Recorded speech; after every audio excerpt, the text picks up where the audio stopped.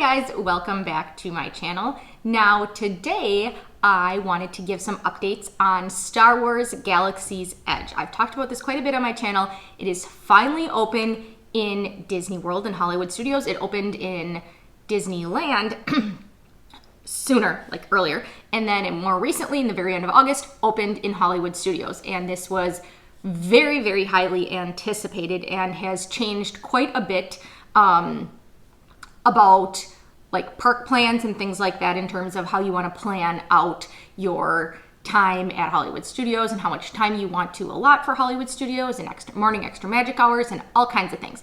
But today I wanted to give you some updates on the land itself.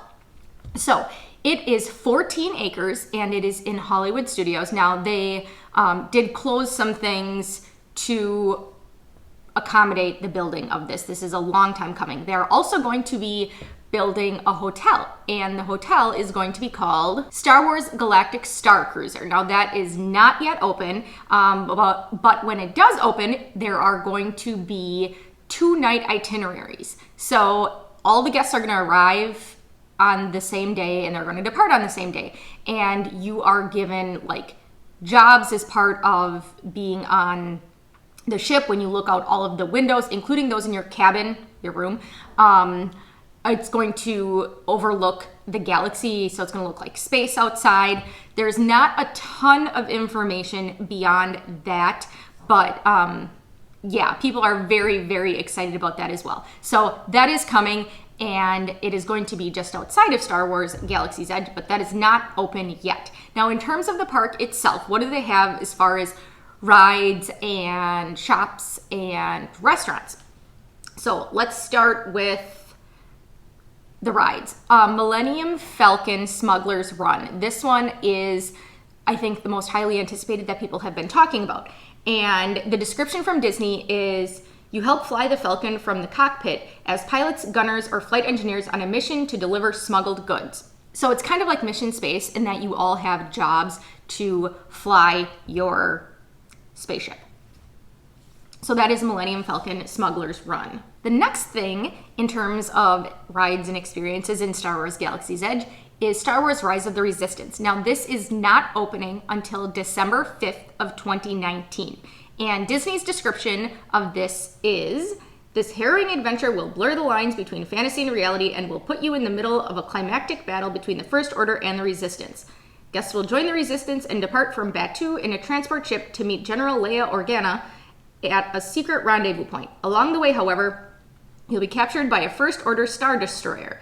The action then ramps up as you seek to escape the clutches of Kylo Ren and the First Order, with help from some heroes of the Resistance. They say it will be one of the most ambitious, advanced, and immersive experiences ever undertaken by Walt Disney Imagineering. The attraction is also one of the largest Disney has ever created. Its massive show building is a world unto itself, housing 2 full-size AT-AT walkers. Walkers? And a Star Destroyer hangar bay. Complete with, God, see, are these like Star Wars terms? Like, I don't do Star Wars. I just don't. I'm sorry. TIE Fighter, TIE, I don't know. They're in capital letters. Like, is this an acronym? Like, are you supposed to say it? I'm not, is this, like, I don't know. With a TIE Fighter and a garrison of stormtroopers, plus more thrills and surprises. Point being, it's not opening until 12/5, but the rest of Star Wars Galaxy's Edge is open right now. This is rough. This is rough. There's a bug. I don't know these words. Now, in terms of shops, they have gift shops, that kind of thing. If you've been to Disney, you know gift shops are very prevalent. They're everywhere. But they have something a little bit different in Galaxy's Edge. Now they have 2 places that I wanted to mention. They have Savi's Workshop, and that's where you can customize your own lightsaber. Now you really should have a reservation for this. They have a very limited availability of walk-ups. In order to book your reservation, you need to place a $199 credit card deposit. Very limited walk-ups. They very much recommend that you have a reservation. You are allowed to bring 1 person to watch. I should also mention that you can cancel until the day before without any penalty. But if you are a no-show, then you're going to be charged the entire cost of the full experience. Now the other is, there's this tiny little bug and it's like zipping around my face. Now the other is the Droid Depot, and this is where you customize your own droid. So like the lightsabers, they really recommend that you make reservations in advance because there's going to be very limited walk-up availability. So what they do is they have a conveyor belt full of parts, and you pick your parts off the conveyor belt to build your droid, and you either have an R series core or a BB series core, and then you customize it from there. Again, like with lightsabers, you can cancel the day before with no penalty, but if you do not show up, you are going to be charged the cost of the full experience, which is why you give them your credit card number ahead of time in case you don't show up. In terms of other shops, they also have Black Spire Outfitters, which has clothes for galactic adventures. So if you are not going on a galactic adventure, don't go there.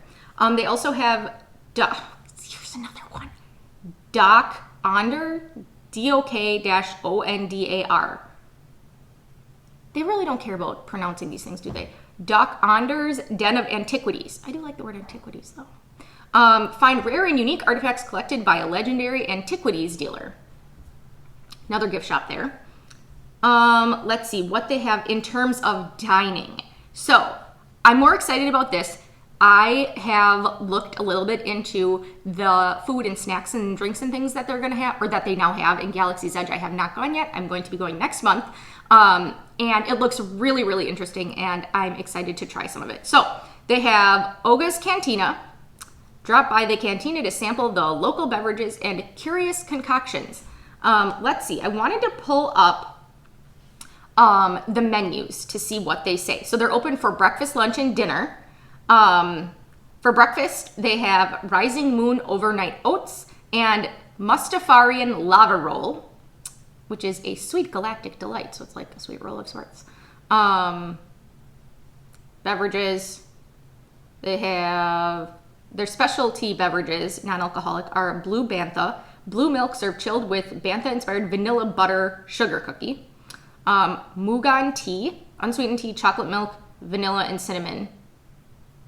Wait, unsweetened tea and chocolate milk and vanilla, and like this is a lot of flavors that like don't go together. So, okay.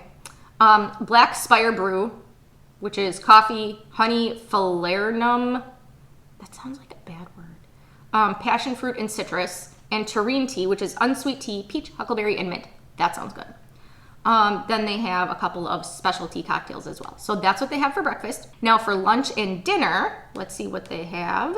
Okay, so they have snacks. So they have Batu Bits, crispy galaxy snack bits with spiced chermoula dip. Not terribly descriptive. Is there a picture?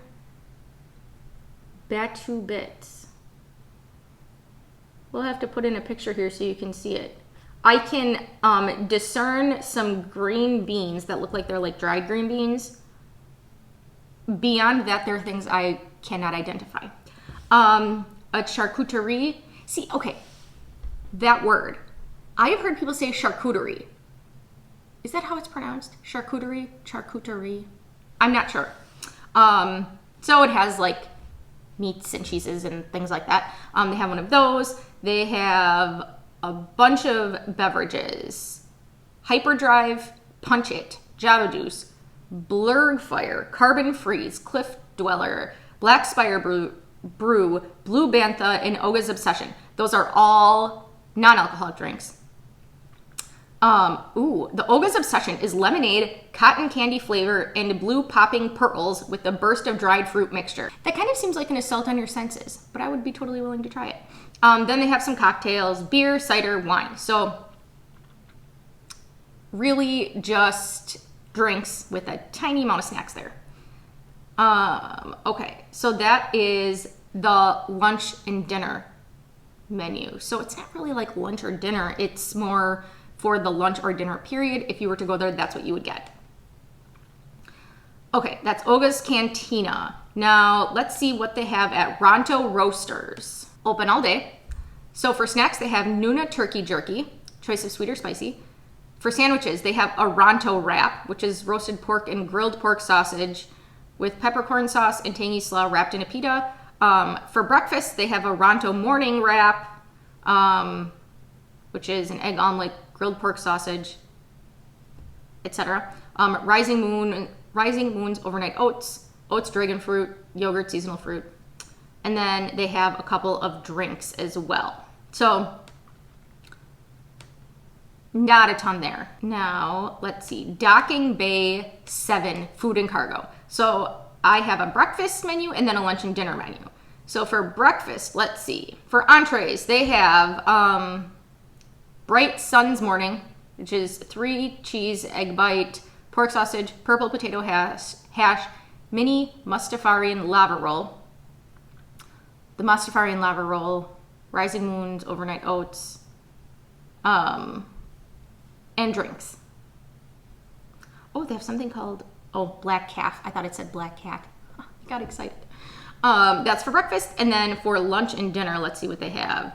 They have, for soup and salad, they have roasted Andorian tip yip salad. Marinated chicken served with mixed greens, roasted seasonal vegetables, quinoa, pumpkin seeds, and green curry ranch. Entrees, they have braised shack roast, yab shrimp noodle salad, smoked kadu ribs, fried Andorian tip yip, which is fried chicken, Felucian garden spread. This is hard to say. For the kids menu, they have the yab shrimp noodle salad, a taste of tokodana, which is black bean hummus served with edible soil with nuts, chilled dipping vegetables, and multi-grain crisps. And then fried Andorian tip yip, which is crispy chicken served with mac and cheese and vegetables. Batuban and Oi Oi Puff are the desserts. So the Batuban is a chocolate cake with white chocolate mousse and coffee custard. And the Oi Oi Puff is raspberry cream puff with passion fruit mousse. And then they have beverages. So if you want to eat there, you are going to have to work to pronounce these things. Okay, 2 more things. So then they have 2 snack places. So Katsaka's Kettle is snacks. So they have Outpost Mix, colorful blend of sweet and spicy flavors popped in coconut oil. Popcorn, presumably. And then they have drinks, which I'm going to talk about the drinks in a second. And then the last thing, which ironically I think is like the thing that I'm like more excited about that I want to try, is the milk stand. I don't even drink cow's milk, but they have blue milk and green milk. Apparently blue milk is 1 and green milk is 2. Just go with it. So blue milk, plant-based dairy blend of, so it's not cow's milk, plant-based dairy blend of coconut and rice milk with alluring fruity characteristics. And then the green milk is plant-based dairy blend of coconut and rice milk with zippy citrus and tropical characteristics. Now, do you want alluring or do you want zippy? I just don't know. I'm not sure. But then they also have a blue milk cooler and a green milk cooler in terms of alcoholic beverages. And those include Bacardi and tequila, respectively. So those are the snacks and foods and drinks that they have in Galaxy's Edge. Now, in terms of drinks, this was a thing. Their drinks look really cool. Their Coke products, the bottles they kind of look like grenades. So a while back, right when it opened, somebody asked if you could bring them on a plane. TSA said no. Even empty, you are not allowed to bring the bottles on a plane because they resemble a grenade, and that is not allowed, even if they're in your checked luggage. It is my understanding that they have since rescinded that and you now can bring them on a plane. I'm not certain if they have to be in your checked luggage or carry-on. I'll look into that. But I'm told that you now can bring them on a plane. The last thing I wanted to mention is in regard to the food at Galaxy's Edge. You can now do mobile ordering at the Milk Stand and Ronto Roasters and Docking Bay 7 Food and Cargo. I have to look at these things a lot because they're like long names. I don't know what they are. Like, I've not been there, so it's not committed to memory yet. So I'm sorry if I'm looking down a lot. But yes, so now you can do mobile ordering, which I think is going to be fantastic because it is going to be extremely busy for the foreseeable future if you want to go to Galaxy's Edge. And in the next couple of months, actually, Disney is increasing their number of morning extra magic hours exponentially. I didn't use that word right, but we're going to go with it. They're opening at 6 a.m. for the next so many weeks. I'm not sure how long. They're opening at 6 a.m. for Disney hotel guests, which means we have to get up super early in the morning. And you guys should feel very special because, like I said, I am not a Star Wars person. My husband is not really a Star Wars person. He can tolerate it more than me. I think it's kind of weird, to be honest.